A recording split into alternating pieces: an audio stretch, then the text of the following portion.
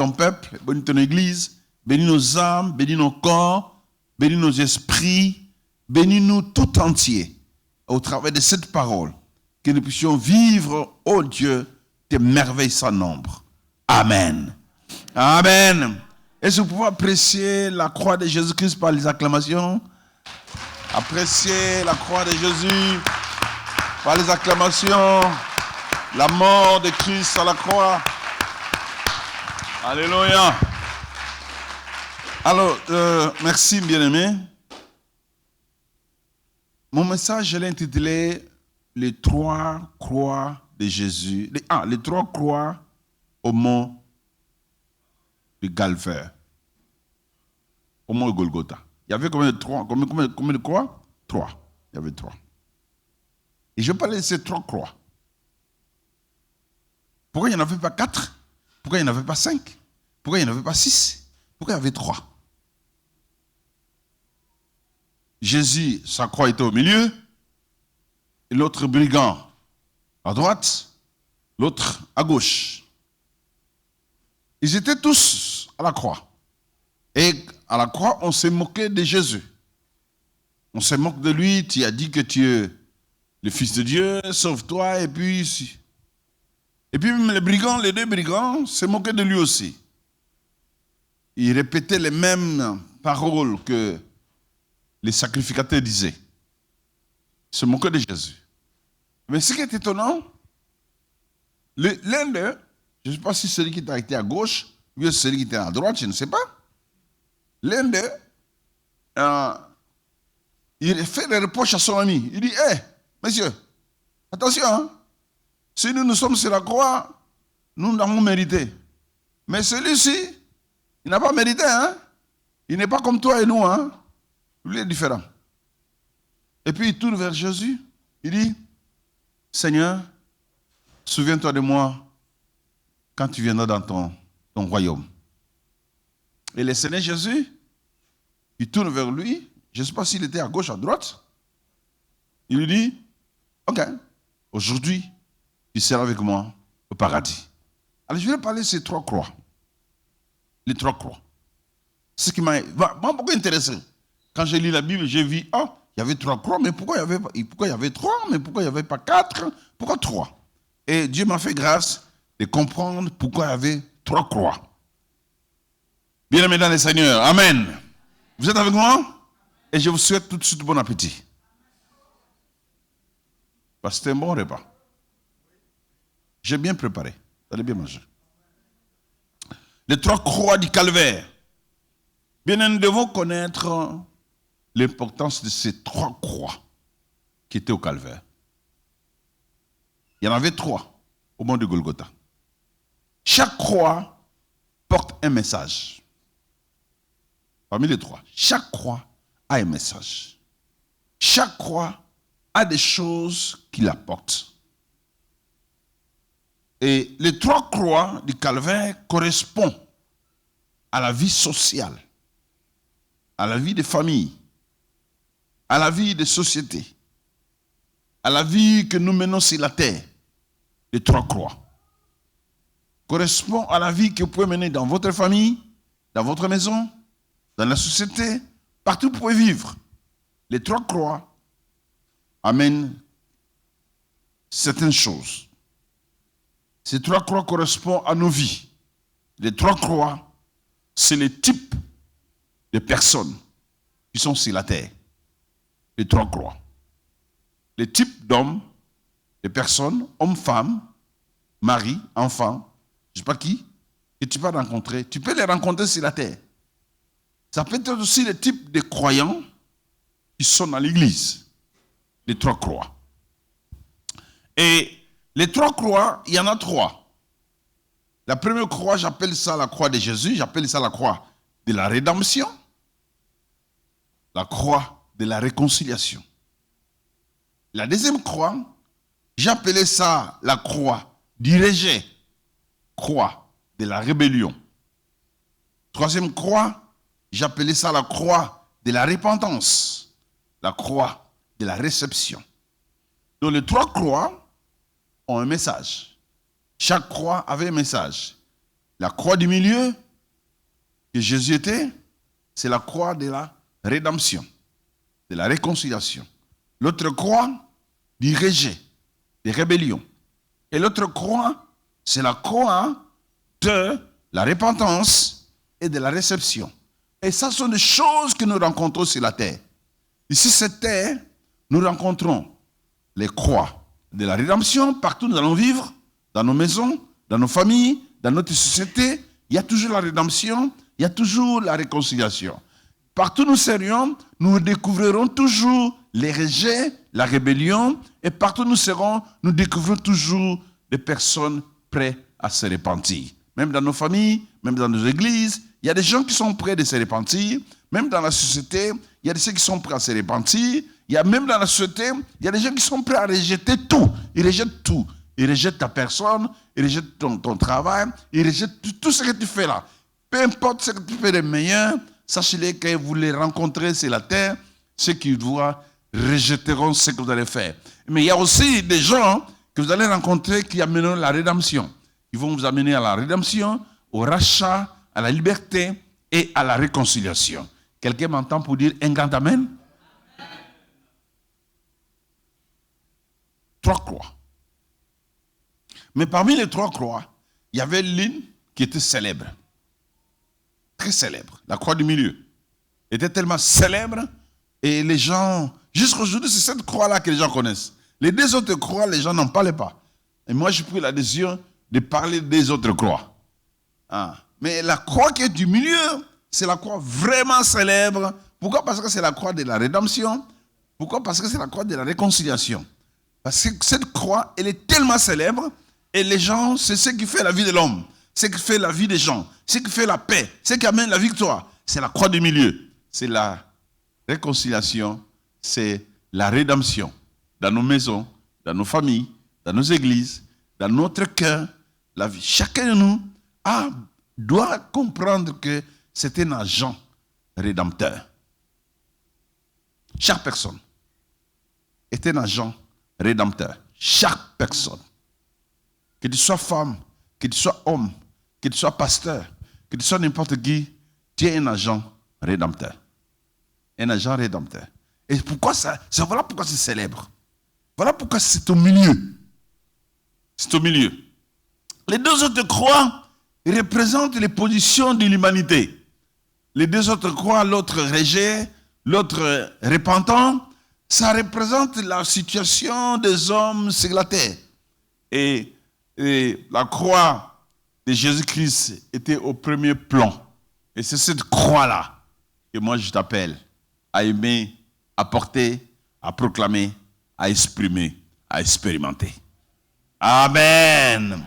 La croix la plus importante que les 2 autres croix. Bien aimé, vous savez, la réconciliation, la rédemption sont tellement importantes dans la société. Tellement importantes dans nos maisons. Tellement très importantes dans notre famille et dans nos églises. Même dans les mariages. Vous savez, je me suis assis avec mes pasteurs assistants. On a un peu évalué l'église concernant les mariages. Et nous avons vu notre palmarès de mariés, 800 et quelques mariages. Et aussi, on s'est posé la question, qui sont encore mariés? Qui sont dans la période de turbulence? Et on a découvert que 30% des couples sont divorcés. Et l'église sont divorcés. Et nous avons constaté que ce divorce s'est arrivé entre 0 et 10 ans. Ils se sont divorcés quand? À telle période. Mais ils sont mariés quand? Ils ont fait combien? Non, ils n'ont pas encore fait 10 ans. Ils n'ont fait que 8 ans, 7 ans, ils sont divorcés. Les autres ont fait 6 ans, ils sont divorcés. Les autres ont fait 4 ans, ils sont divorcés. Les autres... Alors, on était là avec des pasteurs, on a pleuré au bureau pour cette situation-là. Pourquoi? Parce que là, il n'y a pas la rédemption. Là, on n'a pas la réconciliation. Ça serait terrible. Amen. Amen. Et j'ai laissé un travail que les pasteurs assistants vont rester faire. Bien aimé, il y a la croix du rejet. Dans les mariages, il y a du rejet. Moi, je suis jeune marié, de 33 ans. Dans les mariages, il y a du rejet. Et puis, souvent, un homme a l'amour envers sa femme que pendant 2 ans. 2 ans. Je vous dis 2 ans. Le premier jour, je t'aime chérie, maman, je t'aime, I love you, 6 mois, je t'aime, 8 mois, je t'aime, et puis vous vous mariez après 4 mois, 6 mois, je t'aime, 1 année, je t'aime, 2 ans après, l'amour est fini. Je vous dis, 2 ans après, l'amour est fini. Ce qui va rester, c'est l'engagement. Ce n'est plus l'amour. Parce que je me suis engagé avec elle, je me suis engagé avec lui, on vit. Quelqu'un m'entend pour dire amen? Je vous dis, moi, c'est quelque chose que j'ai expérimenté. Je vous dis, je vis ça. Donc, 2 ans, il y a l'amour. Après 2 ans, c'est l'engagement qui reste. C'est l'engagement. Je me suis engagé devant le Seigneur, devant l'Église, devant les hommes. Bon.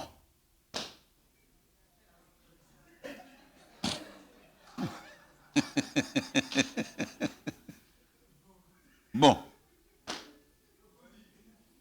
On va. On continue. Hein? On continue.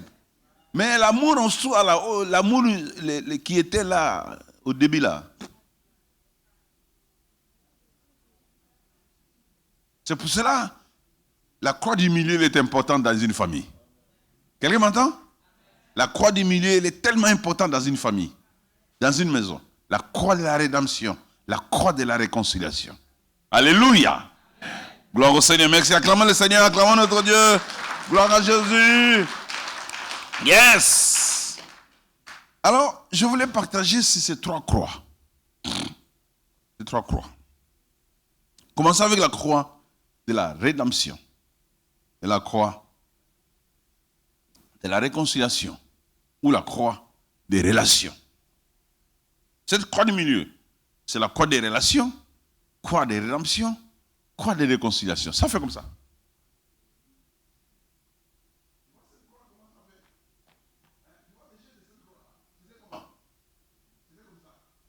Les autres croix étaient comment?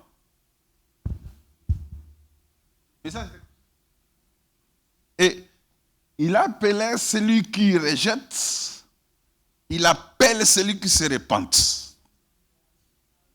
Je suis à ta disposition. Repends-toi, je suis à ta disposition. Toi, tu rejettes, je suis à ta disposition. Tout dépend de toi qui est sur la croix, qui rejette, et tout dépend de celui qui est sur la croix de la repentance. Mais la réconciliation est disponible. La réconciliation dans la famille est disponible. Je sais que parmi nous, il y a des gens vous êtes troublés dans des familles. Hein? Vous qui me regardez là. Tu sais comment tu n'as plus la paix dans ta famille, non? Tu sais ça? Tu es conscient? Mais je t'annonce, la réconciliation est disponible. La rédemption est disponible. De bonnes relations est possible. Tout dépend de ton attitude, c'est la croix. C'est-à-dire, ton attitude dans la souffrance que tu as. Parce que tu peux souffrir à cause de certaines choses dans la maison et tu rejettes la réconciliation. Et tu rejettes la rédemption. Et tu rejettes la bonne relation. Parce que tu as la sophrologie là-bas.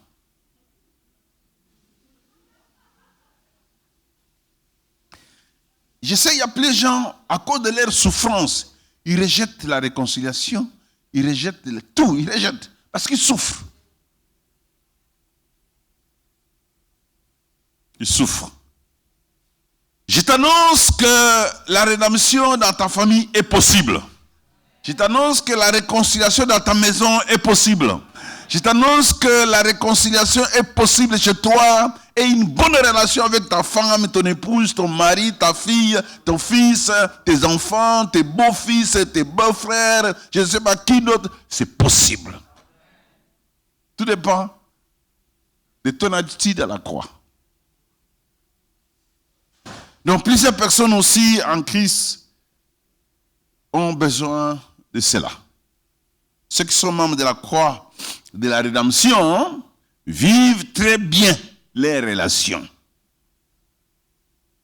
Vivent très bien les relations avec leurs épouses, leurs époux, leurs enfants, leurs beaux-fils, leurs beaux-frères, leurs petits-fils. Ils ont une très bonne relation parce que sont des agents rédempteurs. Dites avec moi, agents rédempteurs. Encore une fois, agents rédempteurs. Il n'y a pas que Jésus qui est rédempteur. Nous aussi, nous sommes des rédempteurs. Je te choque. Il n'y a pas que Jésus qui est rédempteur. Tout chrétien est rédempteur. Ce que Christ est, tu l'es. Ce que Christ est, vous l'êtes. La croix de Christ, c'est laquelle Dieu a tout déposé. La rédemption. C'est cette croix-là que nous devons proclamer jour et nuit dans nos maisons. Privilégié. Privilégié que la croix de la réconciliation. Privilégier la réconciliation, la rédemption et de bonnes relations. Rejeter la croix de la rébellion et diriger dans ta famille et dans ton cœur. Et dans ton cœur. Dieu a fait ça par Jésus qui est notre rédempteur. Amen. Amen. La croix de la rédemption, c'est cette croix qui provoque la réconciliation. Ça provoque la réconciliation. Ils étaient là trois. L'autre dit, si tu es le Christ, sauve-toi, toi-même, et sauve-nous.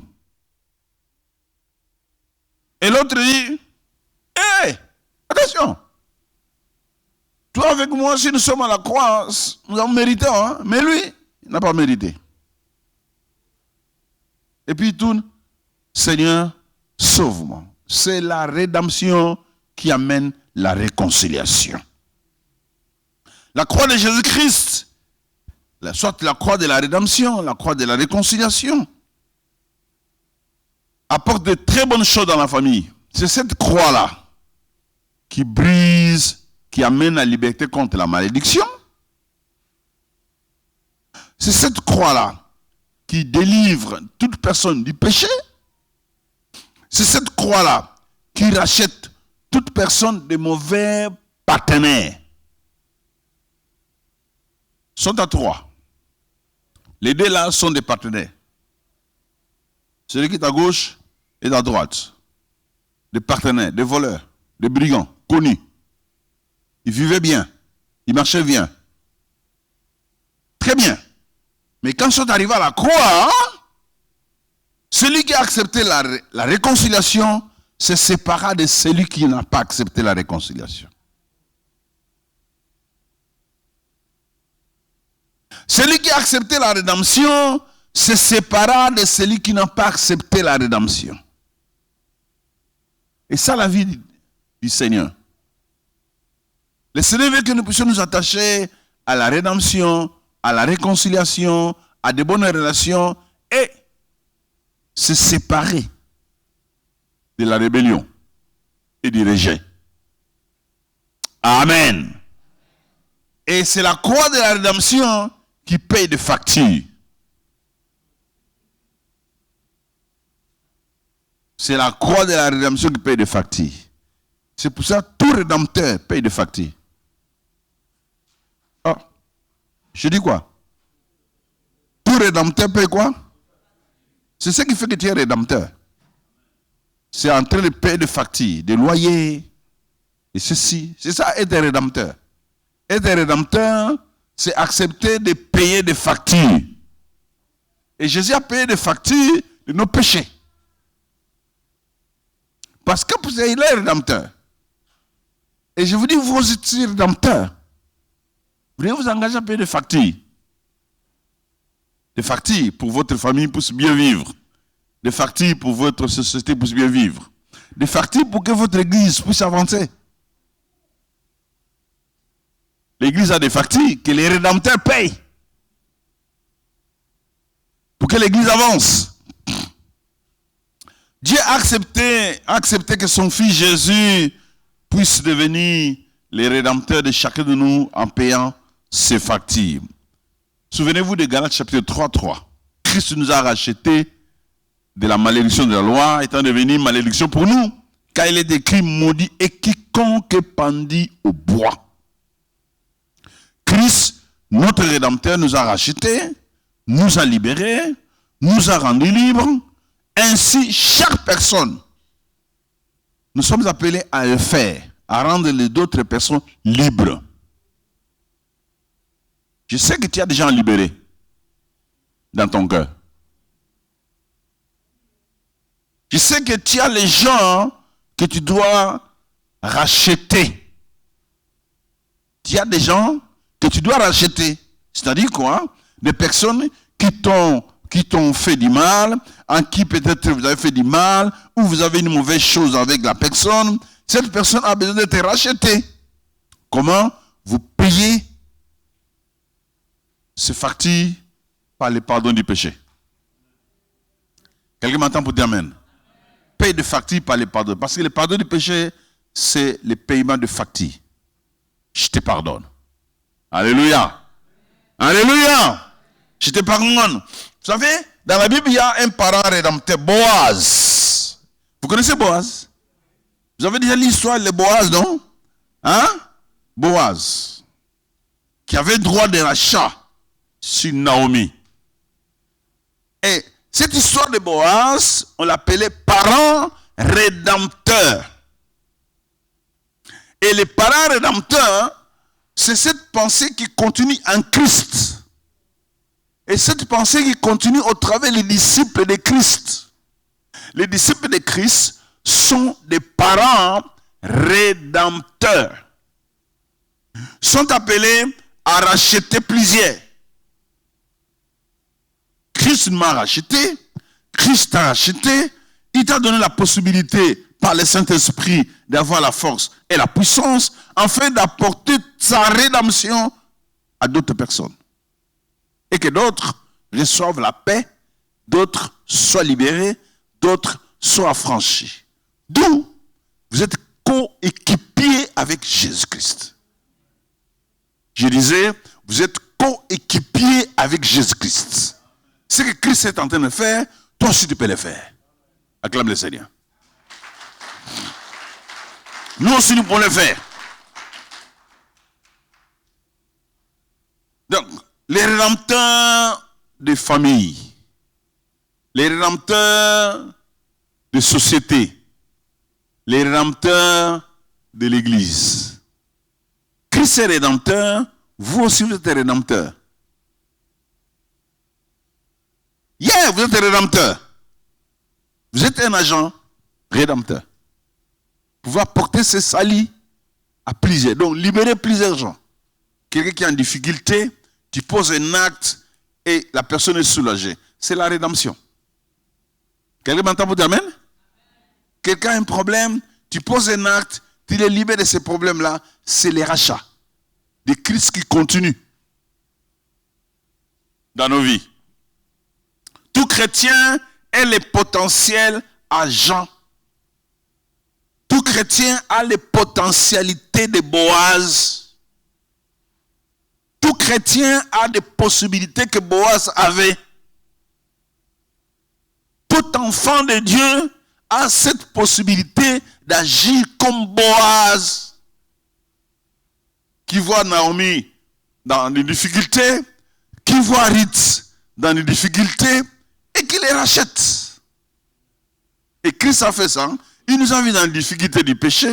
Il nous a vu dans des problèmes qu'on ne pouvait pas résoudre par nous-mêmes. Il nous a vu écrasés par la malédiction du péché, tout ça. On était là bloqués, on ne pouvait rien faire. Et Boaz, notre Boaz, Jésus est arrivé. Il nous a rachetés par son propre sang. Alléluia! Il a payé le prix par son propre sang. Il n'a pas donné les biens matériels que Dieu a créés pour nous racheter. Jésus n'a jamais tiré de l'or pour te racheter. Il n'a jamais tiré des diamants pour te racheter. Il n'a jamais tiré de l'argent pour te racheter.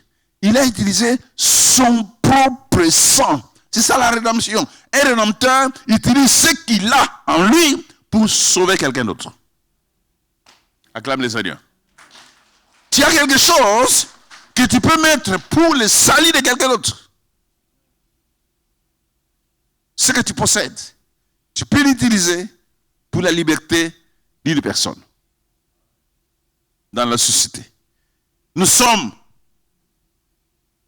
avons ces potentialités d'agir comme Boaz, comme Christ, les parents rédempteurs. Amen. Donc Dieu manifeste sa rédemption au travers de ses disciples.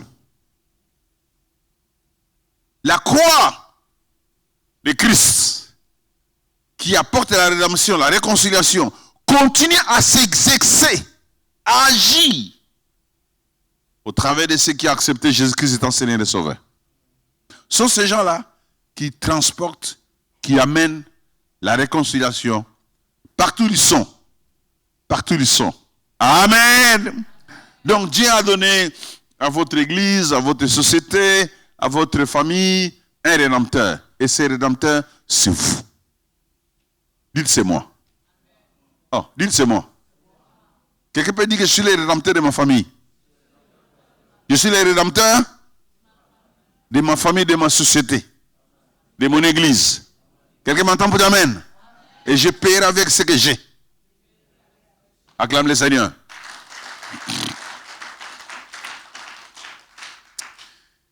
Il y a le rédempteur de la famille. Alors, le parent rédempteur, c'est celui qui sauve, c'est celui qui rachète. C'est Christ était à la croix comme rédempteur. Il a racheté quelqu'un. Et l'apôtre Paul nous en parle. Je vous laisse moi parler aussi de la croix de la repentance. J'ai aimé ça. Verset 41. Écoutez ce que cet homme dit. Ne crains-tu pas Dieu?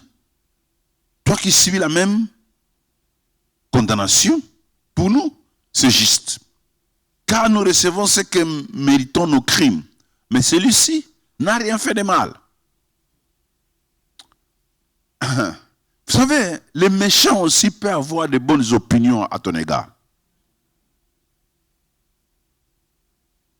Je peux répéter ça? Hein? Je peux répéter ça? Les méchants. Les gens que tu penses que sont méchants. Les mauvais. Les voleurs. Les brigands. Les prostituées. Ces mauvaises personnes-là. Bon, ici, je bénis Dieu parce qu'aux États-Unis, ces gens ne sont pas là. Ah, ils sont là. Ils sont souvent en Afrique. C'est vrai, ici. Mais je peux vous dire que les mauvaises personnes que vous rencontrez dans la vie peuvent avoir de bonnes opinions à ton égard. Cet homme ici est méchant. Hein? Tu entends son opinion envers Jésus? C'est un brigand. Bon, je me suis dit, et cet homme ici, il n'avait pas mangé un jour, il n'était pas parmi les gens qui ont mangé les pains, quand j'ai multiplié les pains de 5000, il n'était pas parmi ces gens-là. Hein? Comme si, bien qu'il était brigand, mais un jour, il avait quand même mangé les pains que Jésus avait multipliés. Donc, il avait gardé quand même un petit souvenir de Jésus-Christ. Bon, ça c'est moi, la Bible ne dit pas ça. Ça c'est moi. Comme si un jour, il avait gardé un peu de souvenir de Jésus. Il dit, bon, cet homme qui est avec moi à la croix, c'est lui qui avait multiplié les pains là-bas, non? Qu'on avait mangé. Je pense que c'est lui. Bon, peut-être qu'il avait participé à une action de Jésus, de guérison, tout ça. Il était là, bien que brigand, mais il participait quand même. C'est pour ça, frère, faites toujours de bonnes actions partout où vous êtes. Tu ne sais pas qui est en train de voir ça. Bon, ça c'est moi. La Bible ne dit pas comme ça. Mais c'est moi. Parce que ce point de vue de cet homme ici, c'est un point de vue qui prouve que, bien qu'il était méchant, mais au fond de lui, il avait un peu d'estime à l'égard de Christ. Et cette réalité est vraie. Il y a des gens, bien qu'il est mauvais, mais laisse qu'il puisse avoir d'estime à ton égard. Amen. Et laissez-moi, l'homme dit que ne pensez pas parce que nous sommes tous sous les mêmes coups de peine avec lui. Il a pas la sodomie. Hein? Il dit, ne pense pas parce que tous nous sommes au même coup de peine que on est égaux. Hein? Non, on n'est pas égaux. Lui est toujours différent. Bien qu'on est sur la croix tout ça, mais lui est différent. Comment tu peux arriver à dire ça à quelqu'un qui souffre comme toi? Vous avez même souffrance, même problème, bientôt vous allez tous mourir. Mais l'autre dit, bien que nous souffrons tous de la même manière, mais celui qui est au milieu là, hein, n'est pas comme nous. Hein? N'est pas comme nous. Bien que nous recevons même problème, même difficulté, mais oui frère, tu peux souffrir, tu peux avoir la souffrance, mais l'estime que Dieu t'a donnée ne soit pas perdue. Que la souffrance ne t'enlève pas la valeur que Dieu t'a donnée. Alléluia. Alléluia. Que la souffrance ne t'enlève pas la considération que Dieu t'a donnée. Parce qu'il y a des bien-aimés, quand ils souffrent, ils détruisent tout. Même leur considération. Non.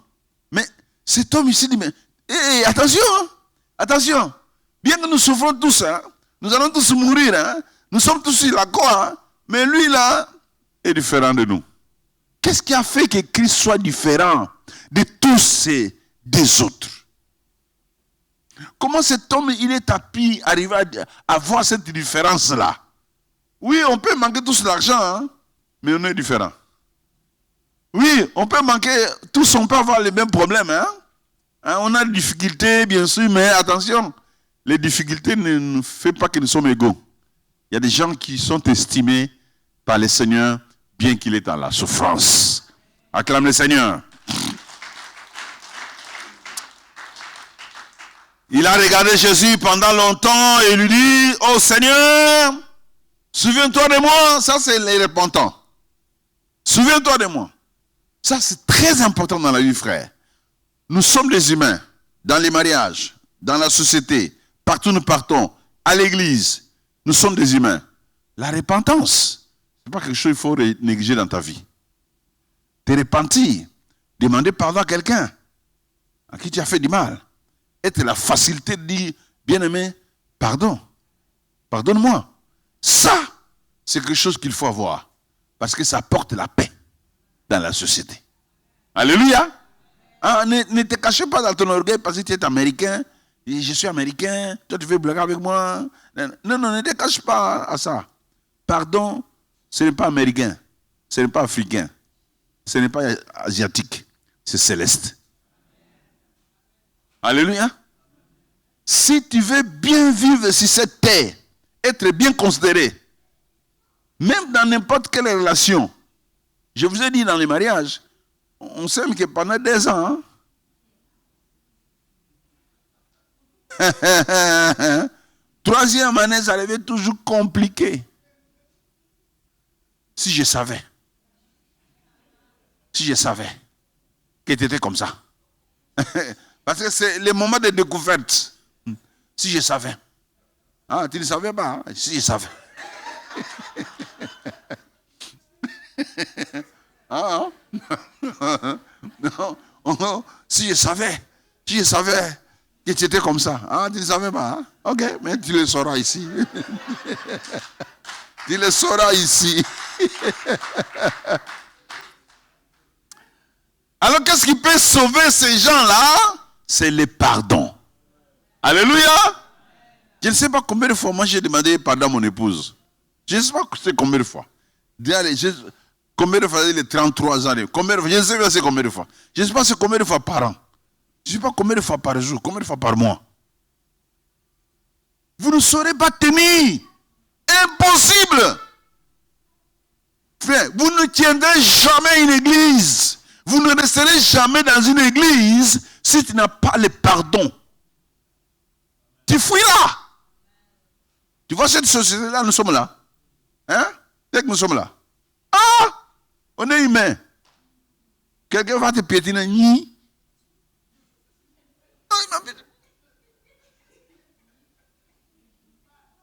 y a d'autres.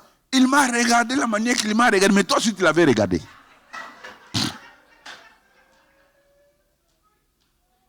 Toi aussi, tu l'avais regardé.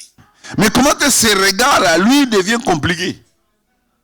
Donc, si on veut tenir bon la croix de la repentance demeure dans notre cœur.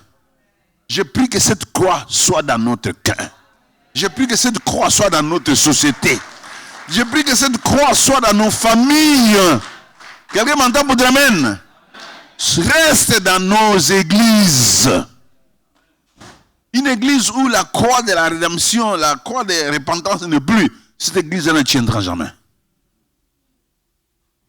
6 choses que cet homme a obtenues. La croix de la rédemption, ça donne 6 choses. Pour que cet homme arrive à expérimenter cette parole de Christ, tu seras avec moi aujourd'hui. Ça n'est pas venu comme ça, hein? Cette parole n'est pas sortie comme ça. Hein? Oh, thank you. Cette parole n'était pas sortie comme ça, hein? Que tu seras avec moi au paradis aujourd'hui. Ce n'était pas sorti par hasard, hein? Ce n'était pas sorti par hasard. Tu seras avec moi aujourd'hui au paradis. Ce n'est pas par hasard, hein? Ça sort s'il y a ces 6 choses. La première chose, reconnaître sa condition de pécheur. Toi et moi, si nous sommes ici, nous avons mérité, mais lui, il n'a rien fait. Ils reconnaissent, c'était un brigand. Ils reconnaissent ce que tu as fait à quelqu'un. Si tu ne reconnais pas la mauvaise parole que tu as prononcée, rien ne va marcher. Deuxièmement, je cours vite, parce qu'on me dit qu'il n'y a plus de temps. Reconnaître la sainteté et la seigneurie de Jésus-Christ. Toi et moi, si nous sommes sur cette croix, nous méritons. Mais celui-ci n'a rien fait. Saint. Reconnaître que Dieu est saint à ton égard. Demander la miséricorde. Souviens-toi de moi quand tu viendras dans ta gloire. Il a demandé la miséricorde. Il a demandé la grâce. Il a écouté les paroles du Seigneur. Aujourd'hui, tu seras avec moi dans le paradis. Il a écouté cette parole. Il a cru que l'homme qui était à la croix avec lui était un sauveur. Papa, comment tu croiras que la personne qui est sur la croix avec toi, là, qui souffre avec toi, lui aussi il saigne, il a des problèmes, lui aussi il a ses propres problèmes. Lui aussi il a ses propres problèmes, il a des peines, ne m'abandonne pas. Lui aussi il a ses difficultés à lui. Toi aussi tu as tes difficultés. Tu peux dire à celui qui souffre comme toi, souviens-toi de moi.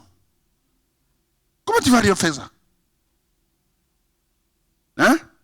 On demande le salut à celui qui est qui est bien, n'est-ce pas? Il est bien, il est dans de bonnes conditions, des bonnes conditions que toi, tu n'as pas. Lui, mais vous deux là, vous saignez avec le sang. Vous deux là, vous avez des souffrances.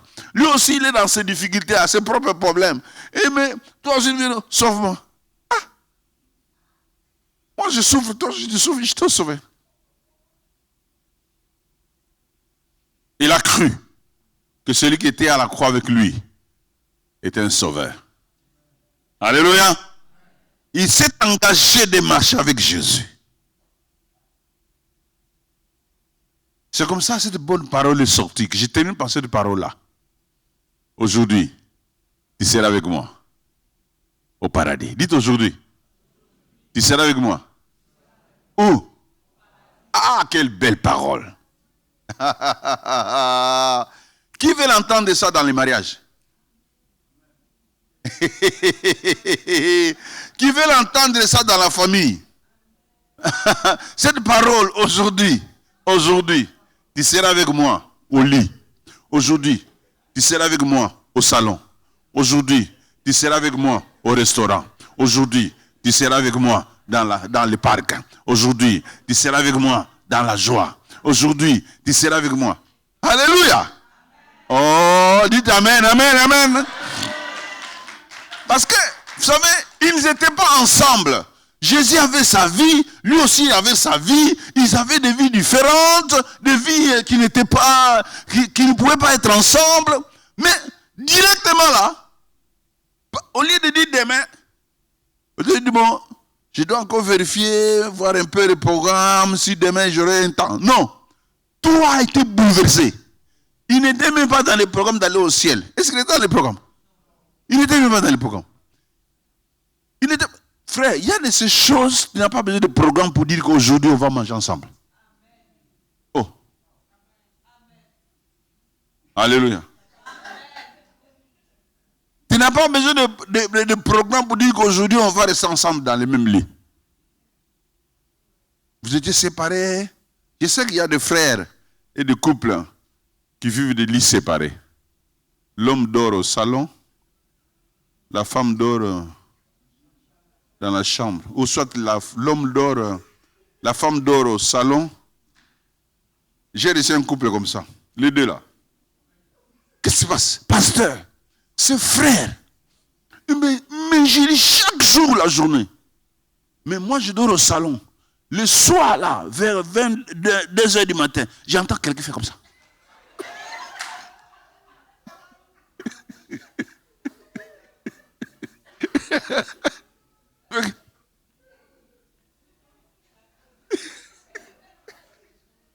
Et il vient, il se met à côté de moi. Il dort là. Et il fait comme ça.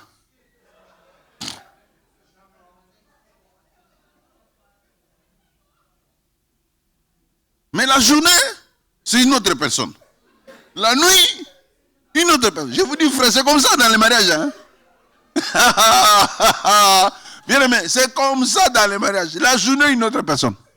La nuit, une autre personne.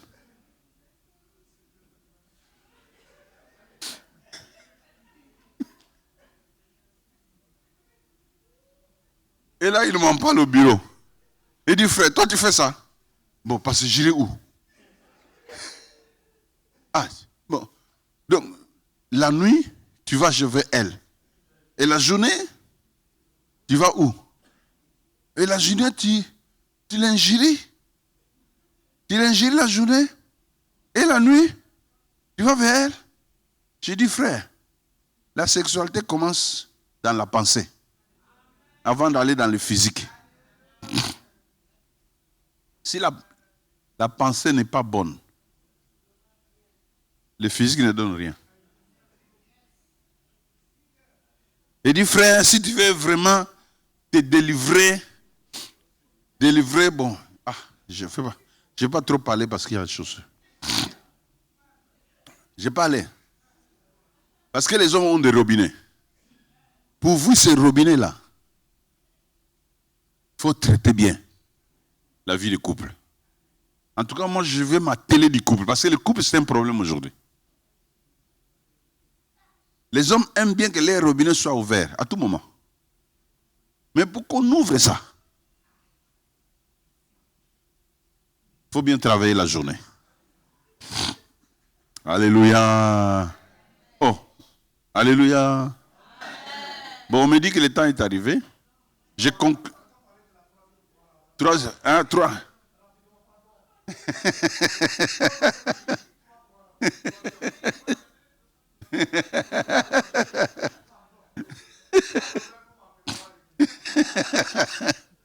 Ok, on va parler de troisième croix. Troisième croix, on disait la croix du rejet et de la rébellion. Cette croix-là, les gens qui sont de cette croix-là, sont des personnes terribles. Verset 39. L'un des malfaiteurs crucifiés l'injuriait, disant, n'est-il pas le Christ? Sauve-toi toi-même et sauve-nous. Cette personne ici, le salut qu'il est en train de demander, ce n'est pas le salut pour qu'il change. Le salut qu'il demande, c'est le salut pour qu'il quitte la croix, descendre, continuer ses actions de brigand. Il ne demande pas le même salut que l'autre. L'autre dit, Seigneur, souviens-toi de moi quand tu vas revenir dans ton royaume. Lui, l'autre parle du royaume. Mais lui ne parle pas du royaume. Lui, il parle du salut physique. Et ça sont des choses des gens que nous avons dans nos églises. Ils viennent à l'église juste pour leur salut physique. Juste pour ça. Et le reste continue leur vie. Les rejets, les criminels, c'est la croix qui dit rejet. Je pense qu'il a écouté même les paroles des dirigeants de l'époque. Parce que les dirigeants de l'époque disaient à Jésus, si tu es le Fils de Dieu, si tu es le Christ, sauve-toi. Descends de la croix. Plusieurs personnes, leurs opinions sont des opinions qui viennent d'autres personnes. Il ne parle pas de son propre gré, de sa propre pensée, mais ce qu'il a entendu. Les choses qu'il a entendues à gauche, qu'il a entendues à droite, c'est ce qu'il transmet, ce qu'il apporte, ce qu'il parle. Si tu lui poses la question, d'où vient cette affaire-là? Oh, moi aussi, j'ai entendu. La croix dirigée n'accepte pas la vérité. Jamais la vérité, n'accepte pas la vérité. La croix dirigée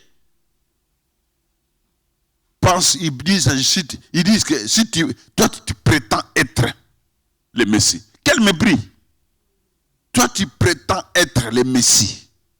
Donc tu ne l'es pas. Tu ne crois même pas ça. Même la personne ne croit pas que Jésus-Christ est le Messie.